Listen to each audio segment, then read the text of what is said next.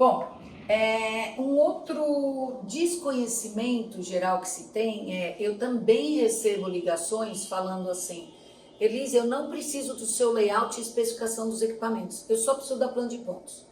E aí é uma coisa que parece óbvia, mas como eu sempre repito aqui, o óbvio precisa ser dito. Como é que eu vou fazer um ponto para um equipamento se eu não sei qual é aquele equipamento, qual é a marca e qual é o modelo? Então, o ponto de gás, o ponto de elétrica, o dreno, o ponto de água do equipamento, ele tem a posição em relação ao equipamento, a bitola, o dimensionamento,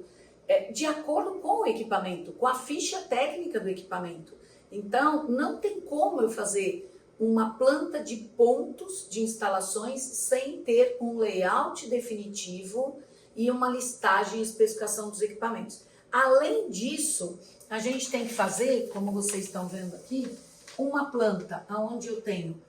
pontos de gás e hidráulicos. Então, eu tenho pontos hidráulicos e gás, com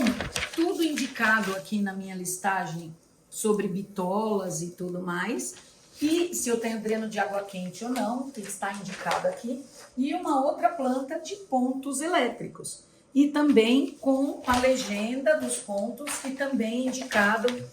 consumo, tensão, se eu preciso de disjuntor separado,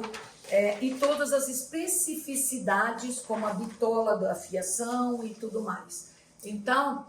para que se tenha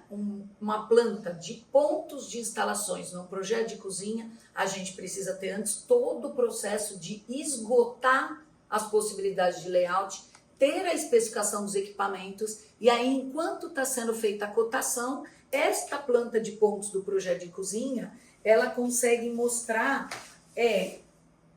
ela consegue ser utilizada pelo projetista de elétrica, projetista de hidráulica, projetista de gás, para que ele calcule e dimensione o projeto dele, e com isso a gente possa até iniciar a obra. Mas muitíssimo importante, depois do fechamento e cotação, antes que azuleje, é importante que se tenha a visita na obra com o projetista de cozinha e os fornecedores para conferência dos pontos, e também é muito importante que se tenha uma volta ao layout, ao projeto, para adaptação desse desenho DWG que vai para a obra, porque o projetista de instalações, os projetistas de instalações de elétrica, hidráulica, gás e incêndio, utilizaram o meu layout e a minha planta de pontos para fazer o projeto deles. Mas depois da compra definitiva do equipamento, eu tenho que retornar e ver se não foi substituído algum equipamento, porque aí a minha planta de pontos ela não pode ser utilizada como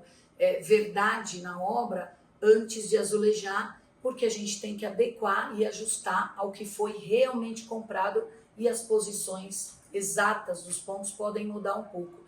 Dificilmente, praticamente nunca aconteceu comigo de faltar ponto, a não ser que o cliente, na hora de comprar, mudou um equipamento de elétrico para gás, alguma coisa assim. Mas não falta ponto, e pode ser desenvolvido o projeto, e pode iniciar a obra, só que não pode azulejar, fazer o piso, fechar o forro, antes de ter essa checagem com o que foi realmente comprado.